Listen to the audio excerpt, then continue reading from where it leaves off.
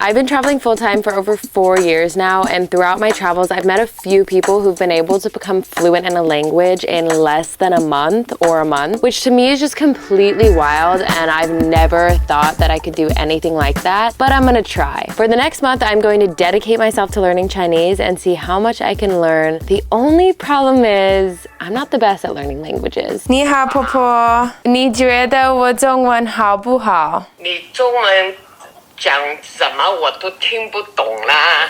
你的中文很差很差，像一个小小孩，像1岁的小孩的中文。你讲的比以前是好了一点，但是我还不满意，不太好哎。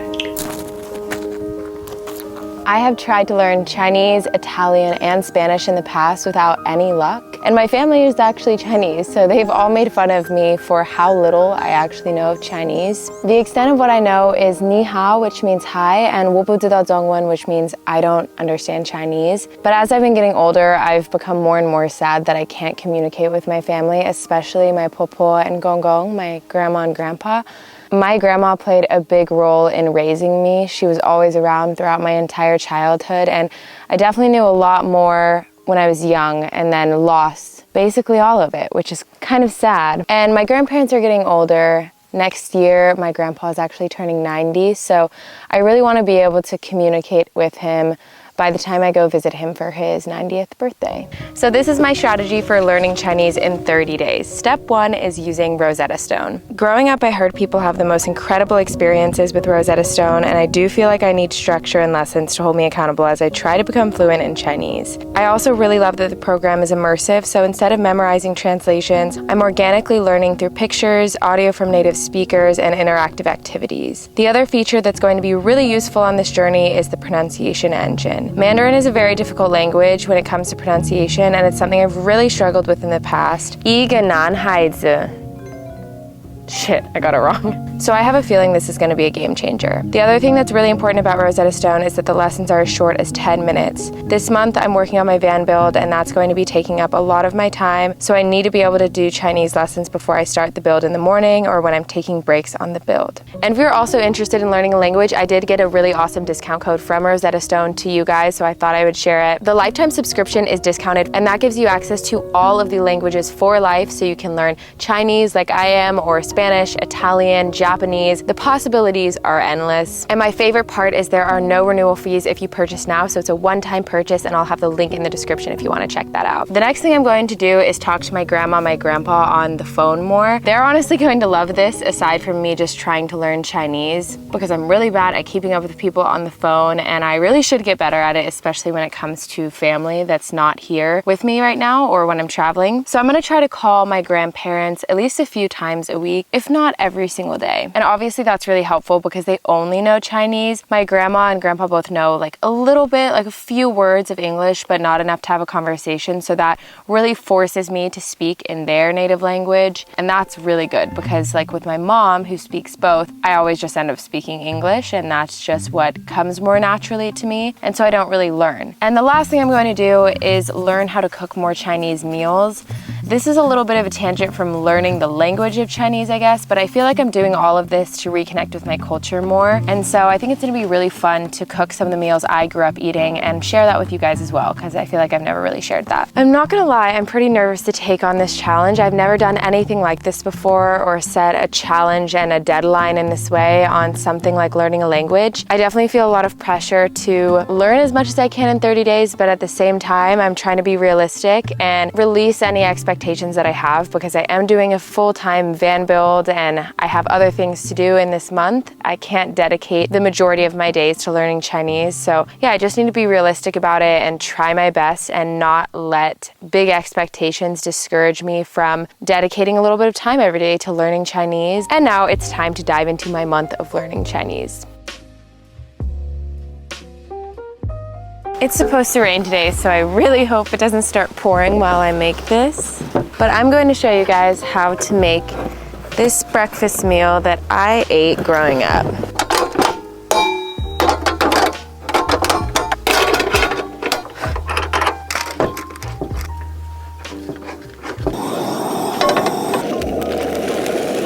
Ooh, it's already Ready. I'm gonna try my best to read this script, but pronunciation is so hard. So, 小时候我妈妈给我做葱油饼，很容易做。超市 is that how you pronounce it? 超市有卖冷冻的葱油饼，煎一煎就好了。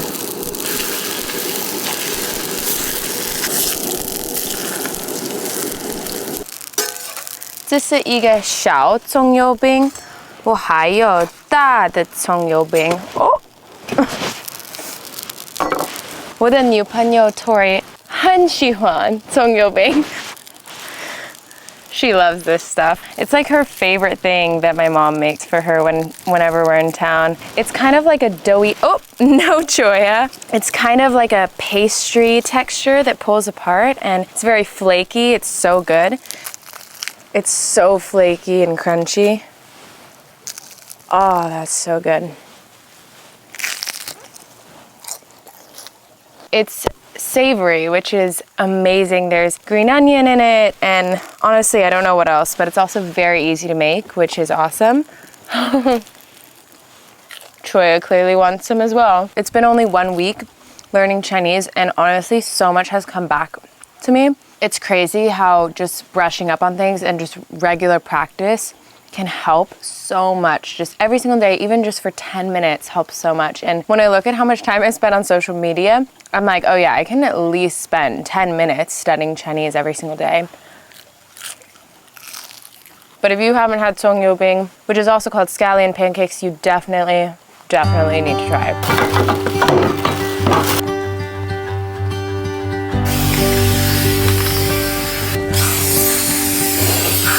I just finished rubberizing the inside of my van and now I'm waiting for it to dry, so I'm going to do a lesson of Rosetta Stone. I'm only on week 1 of learning Chinese, but I feel like I'm already learning so much between talking to my family and doing Rosetta Stone, and this lesson is only 10 minutes long, so let's do it. 一个男孩子. See, the thing with Chinese is the pronunciation is so hard. It's definitely the hardest part out of any language I have tried to learn. 一个女孩子. I had to wait a few days to get more of the spray because I still need to finish the back section and I need to do a little bit more soundproofing. But before I do that today, I'm going to call my grandma. It's been a couple days since I called her. Hello? 你好，婆婆。喂，你好。你好。你在做什么？我做我的开车。做你的修你的装你的车。装我的车。是不是啊？是。旅游车。是。装好了没有啊？不装好了，我。还没好。还没好。还不是不装好，不装好嘛那个，知道吗？知道。今天你做什么？我今天刚才在放你的那个嘛，什么看你的那个专门给人家看的是什么 video？ 耶！你看见我的 video？ 系呀，我每天都要看2、3，每天都看。谢谢。I finished talking to my grandma and now it's time to get to work. I'm going to do another coat of this truck bed liner and then we're going to continue on with the sound deadening.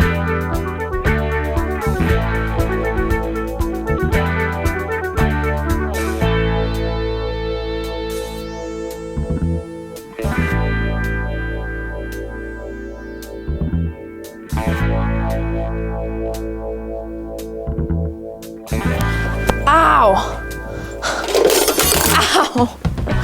That was just chaos. Note to self, don't go barefoot in Texas where there are cacti. Right now it's springtime and the flowers are so beautiful.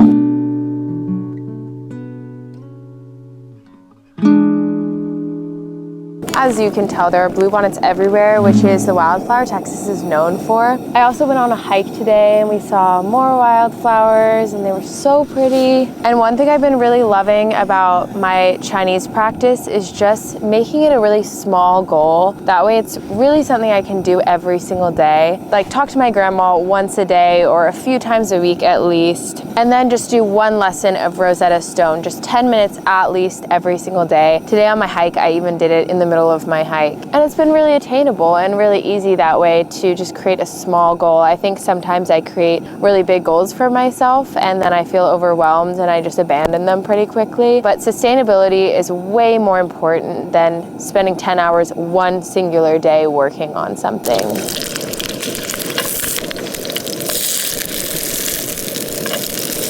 When I was in high school, I was bullied for being Chinese. Actually, I think I remember this happening as early as 3rd grade. I remember the kids in my class would make fun of the food I would bring and the things that my mom would bring me back from China. Like, I remember I had this eraser that she brought me back from China, and it was so different than the erasers everyone else had, and they made fun of me for it. I don't know, kids can be so cruel. It's crazy looking back on it. But yeah, I remember being bullied, and after that, I think there was a part of me that wanted to distance myself from my culture because I thought that I wouldn't be bullied if I blended in more. And looking back on it, that is probably one of the biggest regrets I have. Like, I wish that I continued speaking Chinese and that I didn't have to relearn it all. Now, at this point in my life, I think it's the coolest thing ever, and I love the Chinese culture.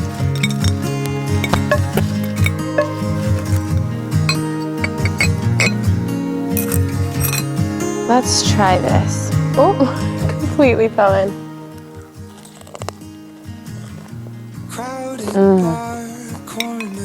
That is so good. In Chinese culture, there's a big emphasis on family. You all just kind of take care of each other. So when I grew up, my grandma played a big role in raising me.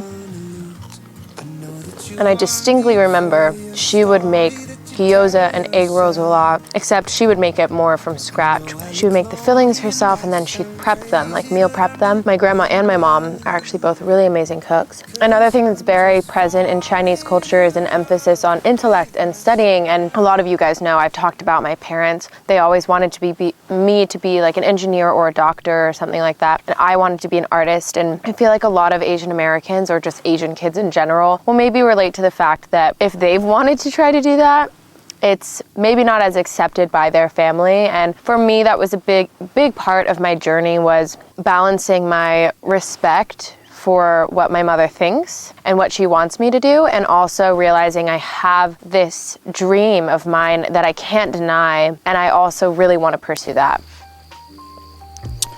That's splendid. This is my beautiful girlfriend, if you don't know her already. Hello. Tori. Hi, Chiboy. This is our beautiful boya, Choya. This is our beautiful Choi boy who really wants to eat this food. I thought that I would eat this food with Tori because these are some of her favorites as well. Yes. Have you ever tried these before you met me? A bao bun? Uh-huh. And also sesame balls? Yeah. Oh, really? Yeah, because I had thing. Asian friends. Oh, cool. Like Mahi and her whole family. Yeah. I mean, bao buns are not rare. I feel like most people have had bao sesame buns. balls, I hadn't had it before I met Mahi, so. Okay. This is a sesame ball. It is so good. Yeah. One thing I love about Asian food, Asian desserts specifically, is they use sweet beans called red beans, and I don't really see that in other cuisine, but there's red bean paste in the center, and then it's gooey and then crunchy on the outside and coated in sesame seeds. It's so delicious. 你好，我的名字是 Tori. 你的名字是什么? I'm learning a little bit of Mandarin too, but I'm obviously not as good as you because you grew up learning it. 你好，我的名字是 Tori. 你的名字是什么? 我的名字是 Sarah. 你好吗? 你好吗? 你好吗, when you add ma to the end, it's like, how are you? It becomes a yes or no question, I think. Oh. Ni hao is hi, but when you say ni hao ma, it then becomes, how are you? How would you answer, do you know? Well, I need. How are you? I love you. I forgot. What's good again? How? How? Yeah, of course. I knew that. Anything with an H, I'm like, why? These are bao buns. I'm sure a lot of you guys have tried bao buns, but the outside is very spongy and soft. And the inside of these bao buns has Chinese spinach, and it's just so delicious. This is one of your favorites. Every time we're at my parents', she's like, are there bao buns here? The scallion pancakes and the bao buns are what your mom makes me the most, I would say. So what do you think about my efforts to learn Chinese? I personally think you're incredible. I think that you do a really good job, and it seems like the conversation flows when you talk to your family in Mandarin. This is a lot of sesame balls in one sitting, but I can't stop eating them. They're so good. It'll be really fun when we go to New York to visit your family. How do you say this food is good again? 한하츠. Xie. Wow, you know a lot. Wait, that's yours. No, you can have it. Really? Yeah. For sure. Bushie. I just learned that recently. Is that you're welcome? It means like, don't worry about it. I have a Mexican girlfriend, a Mexican dog, and I think our next language should be Spanish. There is food coming in. Hambaula. Baula. Well, I need. What I need.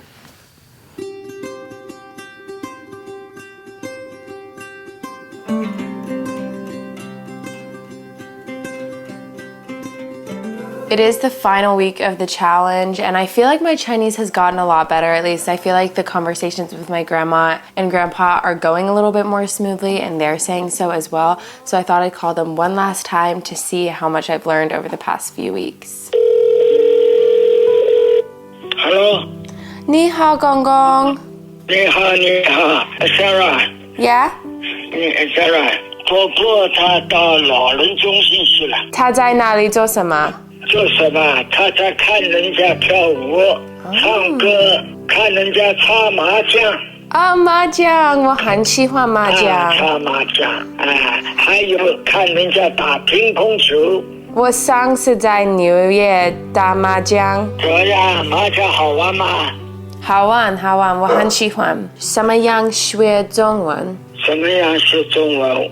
我跟你讲，要努力，要用时间去学习，要跟人家中国讲中文话的人多讲中文，多讲就会学会。你觉得我中文好了一点吗？好一点，好一点，好一点。你要经常跟公公通电话。你和婆婆喜欢我打电话给你？喜欢，当然喜欢。OK， 公公，我去工作。好，谢谢你打电话来。谢谢你。我祝你学中文学的更好。谢谢。再见。再见。